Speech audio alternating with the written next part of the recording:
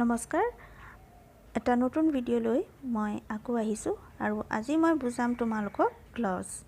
so close মানে কি প্ৰথম আমি জানিব লাগিব তাৰ ক্লজৰ ডেফিনেশনটো সো চাও আহা what do mean by clause is a part of sentence clause এটা সেন্টেন্সৰ কি হয় পাৰ্ট হয় ইজ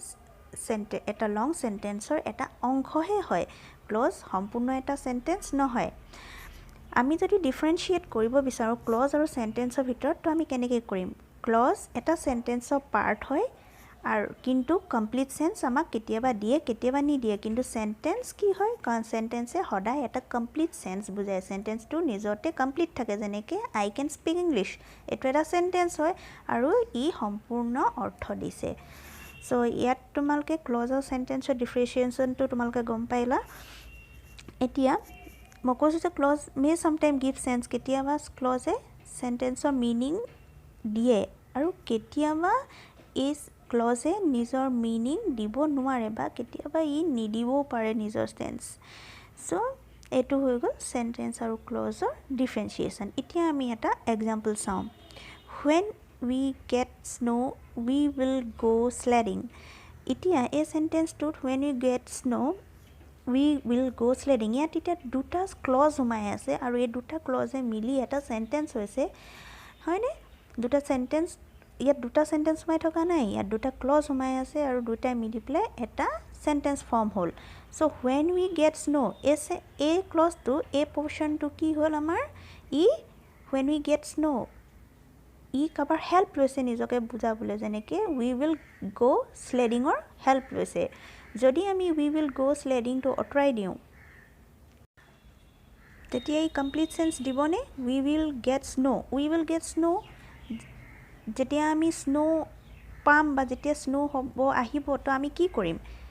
আমি বাহিৰত যাম খেলিবলৈ আমি ভিতৰত থাকিম তো ই কমপ্লিট সেন্স দিব পৰা নাই ই কাবাৰ সহায় লৈহে কমপ্লিট সেন্স দিছে আৰু পিছৰ পাৰ্টৰ সেন্টেন্স যদি চাওঁ we will go sledding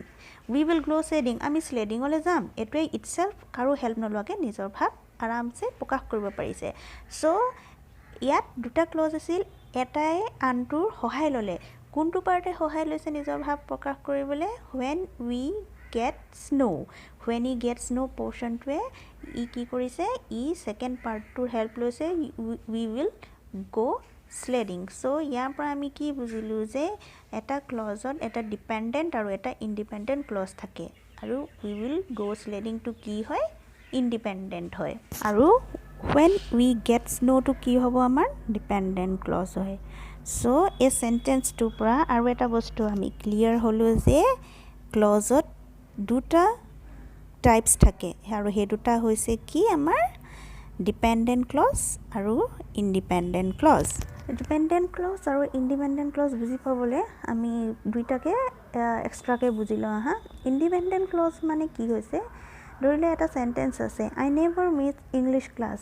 তো ইয়াত এই সেন্টেন্সটোৱে কোনো ধৰণৰ হেল্প নলোৱাকে নিজৰ ভাৱ প্ৰকাশ কৰিছে সো এটো এটা ইন্ডিপেন্ডেন্ট ক্লজ হল কাৰো হেল্প মানে বেলেগ সেন্টেন্সৰ কোনো সহায় নাই লোৱা এতিয়া আমি বুজিম ডিপেন্ডেন্ট ক্লজৰ ডিপেন্ডেন্ট বুলি কওঁতে আমি গম পাইছো যে ক্লজটো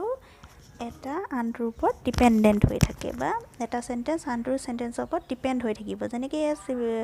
এক্সাম্পল এটা দিয়া আছে until the sun set I will stay with you ইয়াত এতিয়া সেন্টেন্সটো দুটা ক্লজ আছে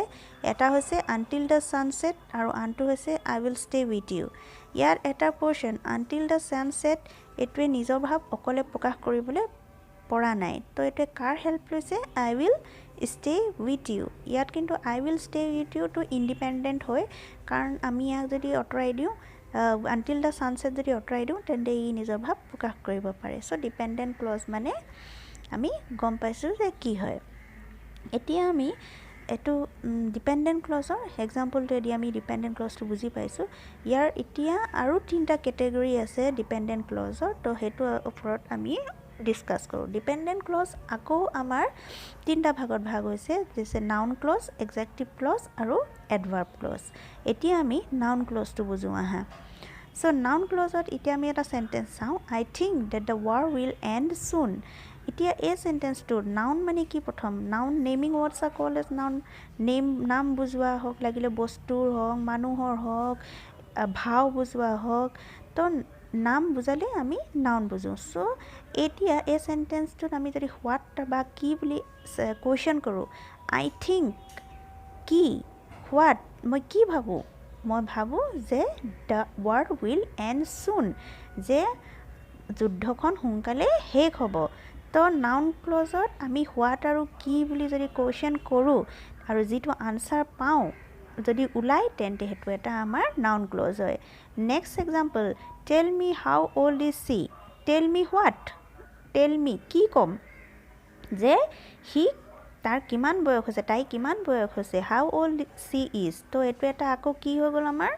নাউন ক্লজ চ' এইটো আমি বুজিলোঁ যে নাউন ক্লজত আমি হোৱাট আৰু হোৱাট বা কি বুলি যদি কুৱেশ্যন কৰোঁ তাৰ আনচাৰটো ওলায় আৰু আমি সেইটোৱে আমাৰ নাউন ক্লজ হ'ব এতিয়া আহিব আমাৰ এক্সেক্টিভ ক্লজ এতিয়া সেন্টেন্সটো চাওঁ দ্য কেক ডেট চি বট ৱাজ ডিলিচিয়াছ আৰু এইটো বুজোৱাৰ আগত মই এইটো কথা তোমালোকক ক্লিয়াৰ কৰোঁ যে এক্সেক্টিভ ক্লজে বস্তু এটাৰ গুণ ৰূপৰ বিষয়ে বুজায় চ' ইয়াত সুধিছে যে তাই যিটো কেক আনিছিলে সেইটো কেনেকুৱা আছিলে ডিলিচিয়াছ আনিছিলে ইয়াত কেকটোৰ বিষয়ে কৈছে আৰু কোনটো কেকৰ বিষয়ে কৈছে যিটো তাই আনিছিলে কেনেকুৱা আছিল ডিলিচিয়াছ আছিল চ' এইটোৱে কি কৈছে কেকটোৰ গুণৰ বিষয়ে কৈছে চ' আমি এক্সেক্টিভ ক্লজ কেনেকৈ উলিয়াব পাৰোঁ হুইচ হোম হু এই তিনিটাৰে যদি আমি কুৱেশ্যন কৰি আনচাৰটো উলিয়াওঁ সেইটোৱে আমাৰ এক্সেক্টিভ ক্লজ হয় চ' বুজি পাইছা এতিয়া আমি আৰু এটা সেন্টেন্স এক্সাম্পল লওঁ তো এক্সাম্পল লৈ ল'লে আমি বুজাত সহায় হ'ব I visited the town where they met so' ইয়াত এতিয়া আকৌ এটা পাৰ্টিকুলাৰ ভিজিট কৰিছিলে কোনটো টাউনত ভিজিট কৰিছিলে which I visited the town where they meet য'ত তাহাঁতি লগ পাইছিল চ' ইয়াত কিহৰ বিষয়ে কৈছে কোনখন টাউনৰ বিষয়ে কৈছে য'ত তাহাঁতি লগ পাইছিল তো কুৱেশ্যনটো আমি হুইচ বুলি কৈ তাৰ আনচাৰটো উলিয়ালোঁ আৰু এইটো কি হয় আমাৰ এক্সেক্টিভ ক্লজ হয় চ' এক্সেক্টিভ ক্লজ কৰিবলৈ হু হুম হুইচ দি আমি কুৱেশ্যন কৰিব পাৰোঁ এডভাৰ্ব ক্লজ আহিলে লাষ্টত ইয়াত সেন্টেন্স আছে he bought a new home because he got a better job সি এটা নতুন ঘৰ কিনিলে কাৰণ সি এটা ভাল চাকৰি পালে ইয়াত এতিয়া কি কৈছে আমাক কাৰণটো কৈছে যে হোৱাই কেইলে আমি যদি হোৱাই বুলি কুৱেশ্যন কৰোঁ he bought a new home কেইলে because he got a better job so' adverb clause ওলাবলৈ হ'লে আমি হোৱাই বুলি কুৱেশ্যন কৰিব পাৰোঁ আৰু কুৱেশ্যন কৰি হোৱাই বুলি কুৱেশ্যন কৰি যিটো আনচাৰ আমি পাম সেইটোতে আমাৰ এডভাৰ্ব ক্লজটো সোমাই থাকে চ' এইকেইটা আছিলে আমাৰ নাউন ক্লজ এক্সেক্টিভ ক্লজ আৰু এডভাৰ্ব ক্লজ চ' মই লিখি দিছোঁ যে এডভাৰ্ব ক্লজ উলিয়াবলৈ হোৱাই হাউ হুৱেন হুৱেৰ দি আমি কুৱেশ্যন কৰি উলিয়াব পাৰোঁ চ' ইয়াৰ এইখিনি আছিলে আমাৰ ক্লজৰ ডিছকাশ্যন আৰু যদি ভিডিঅ'টো ভাল পাইছা শ্বেয়াৰ কৰিবা লাইক কৰিবা আৰু ছাবস্ক্ৰাইব কৰিবলৈ নাপাহৰিবা থেংক ইউ